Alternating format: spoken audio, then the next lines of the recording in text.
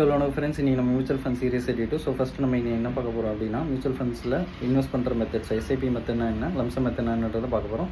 So first வந்து SIP மெத்தட்னா என்னென்னா systematic investment plan. So systematic investment plan அப்படின்றது என்னென்னா 2 ஃபேக்டர்ஸ் இருக்குது. ஸோ ஃபஸ்ட்டு வந்து எஸ்ஐபி அமௌண்ட்டு, தென் செகண்ட் வந்துட்டு எஸ்ஐபி டேட்.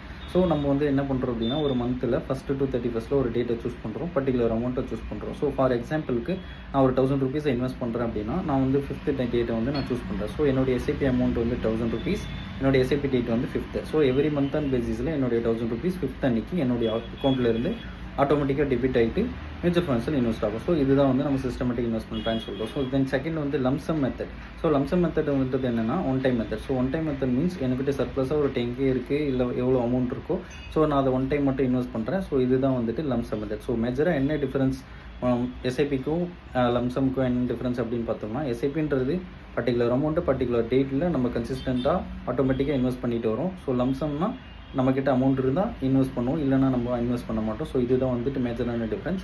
ஸோ நம்ம நெக்ஸ்ட் வீடியோவில் வந்துட்டு மியூச்சுவல் ஃபண்ட்ஸ் கேட்டகரிஸை நம்ம டீட்டெயிலாக பார்க்கலாம். தேங்க்யூ.